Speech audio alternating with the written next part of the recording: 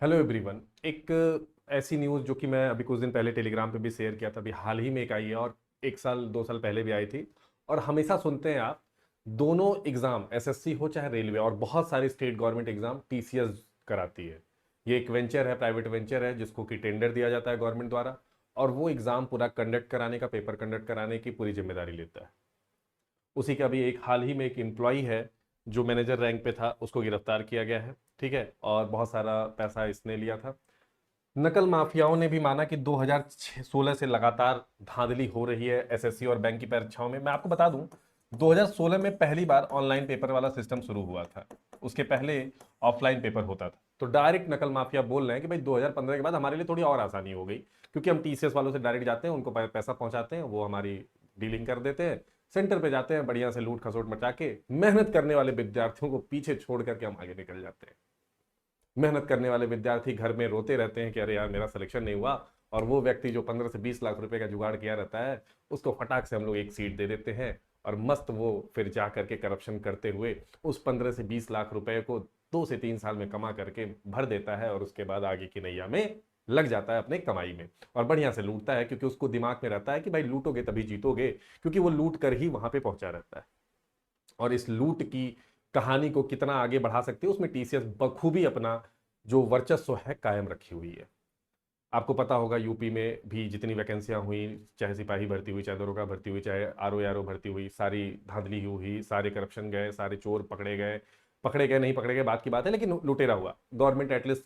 उत्तर प्रदेश में एक चीज तो थी कि थोड़ा मेहनत करने के बाद, विद्यार्थियों का आंदोलन करने के बाद उस चीज को समझी और उस चीज पे संज्ञान लेते हुए कार्रवाई की और पेपर को स्थगित करते हुए नया पेपर लाया।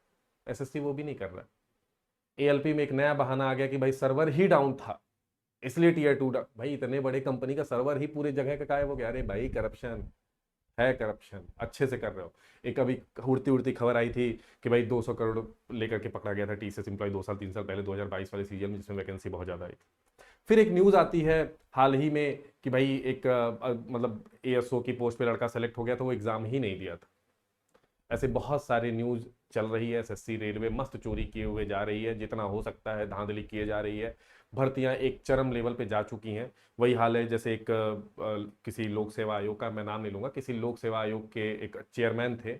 बाद में जब देखा गया तो उनके भतीजी, भाई, चाची चूचा के मतलब 8-10 परिवार के लोग ही एसडीएम और डीएसपी जैसी पीसीएस की अच्छी पोस्टों पे नियुक्त हो गए थे। जब जांच हुई तो पता चला कि जब चचा ही विधायक हैं तो क्या दिक्कत है, मतलब चचा ही लोक सेवा आयोग के अध्यक्ष है तो सिलेक्शन में क्या दिक्कत है। तो कुछ ये घटनाएं हमेशा आती रहती हैं, अभी भी आ रही है, अब थोड़ी सी चरम पे है, अपने एक पीक पकड़ा हुआ है। माफिया तक मान रहे हैं कि भाई ये चीजें चल रही है।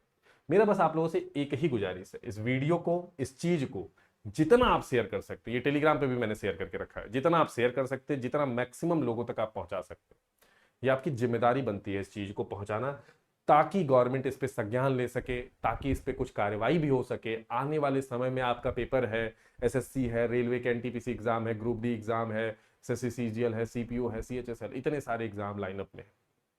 और कहानी ये है कि धांधली रुकने का नाम नहीं ले रही है।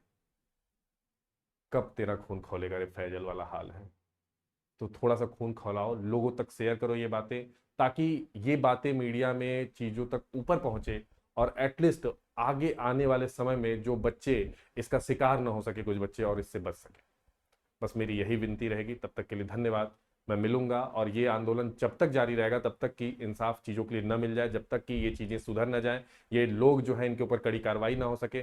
भाई ये तो ऐसी है कि भाई आपने किसी की हत्या ही कर दी, इसके बराबर की सजा है ये, देनी चाहिए इन लोगों को। क्योंकि एक आपने 10 नौकरियां खाई तो 10 परिवार की जिंदगी खा ली है आपने।